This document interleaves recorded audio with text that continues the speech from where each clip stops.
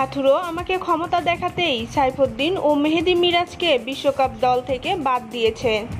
ওরা দুজন আমার খুব কাছের হওয়াতে নোংরা রাজনীতির শিকার হয়েছে। কিছুদিন আগে ইমরুল এবং আমি হাথুরুর এই নোংরা রাজনীতির শিকার হয়েছিলাম। এবার হাথুরুকে নিয়ে মুখ খুলল তামিম ইকবাল। এবারের বিশ্বকাপ দলে নেই সাইফুদ্দিন ও মেহেদী মিরাজ। মেহেদী মিরাজ যদিও অনেকদিন আগে থেকেই দল থেকে দূরে ছিলেন, কিন্তু সাইফুদ্দিন ছিলেন দলের সাথেই। খেলেছেন জিম্বাবুয়ের সিরিজ।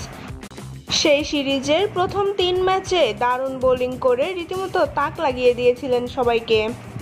সবাই ধরেই নিয়েছিল বিশ্বকাপে থাকছে সাইফুদ্দিন। তবে দল ঘোষণার সময় দেখা গেল ভিন্ন কিছু।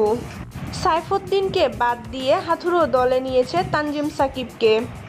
এমনকি ক্যাপ্টেন শান্ত নিজেও চায়নি সাইফুদ্দিন দলে থাকুক। তবে এবার হাথুরুর চক্রান্ত নিয়ে তামিম মুখ খুলেছে। তিনি বলেন, সাইফুদ্দিন ও মেহেদী মিরাজকে হাথুরুর কারণেই বাদ দেওয়া হয়েছে। একটি সংবাদপত্রে দেওয়া সাক্ষাৎকারে তামিম বলেন, হাথুরু আমাকে সহ্য করতে পারে না।